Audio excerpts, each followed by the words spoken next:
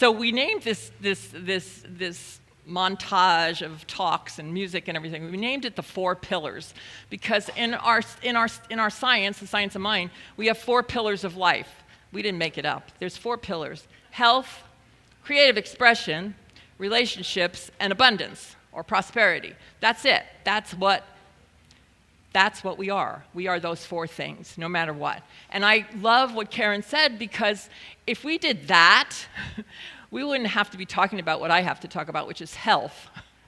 We would just be healthy, because we would be so filled with love and purpose and know why we want to be here that we wouldn't be able to entertain another thought. I remember seeing this movie about this Buddhist priest, or I think he was a Buddhist priest, who was dying of some sort of cancer, and he all of a sudden got the idea that he needed to know why he wanted to live.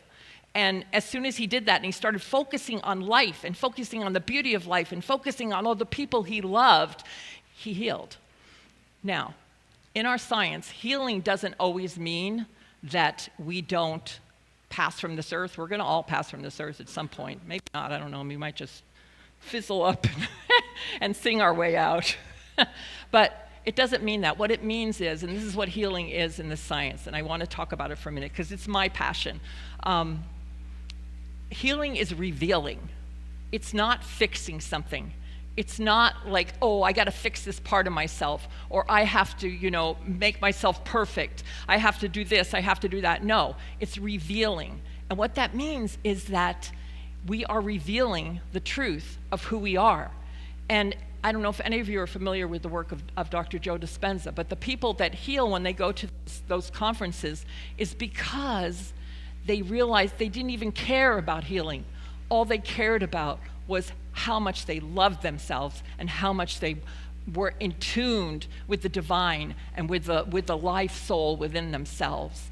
And that is what healing is, revealing that. So when I was younger, well, when I was really young, I'm going to tell you some of my healing stories, all right? I know Jesus said, go tell no man, but I'm going to tell, because I think we have to tell. Because if we don't tell, and I think he said that, I mean, I don't know that much, I wasn't there, but but he would heal someone, and then he would say, go tell no one. But I think that was because he wanted people to come to him to hear his message, and not necessarily to get his magic healing or something. But anyway, when I was about in 7th grade, I picked up one of my friends, and I put her on piggyback on my back. And 2 days later, I was stricken with the worst sciatica pain. I didn't know what it was at the time. And I was told I would never heal from it, that was something I was going to have my whole life. And I did. I did have it until I turned 45. On and off, I would have this sciatica.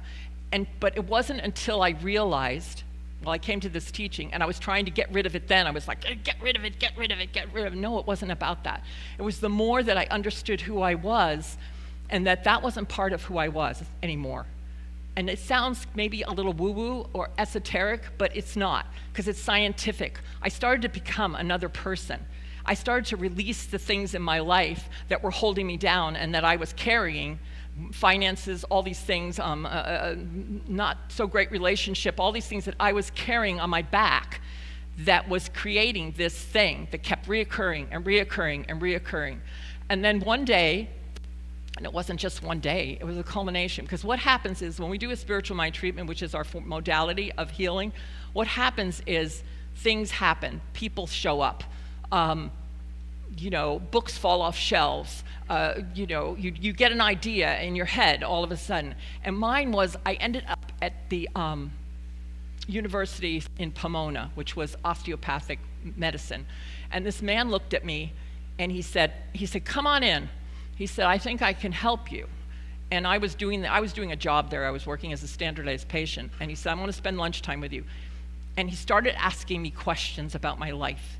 And he would say things like, well, how did it feel when this happened to you? And he was like reading me. How did this feel when you did this? How does it feel to be a 45-year-old actress in Los Angeles? How does it feel? How does it feel? And every time he was doing that, he was adjusting me at the same time.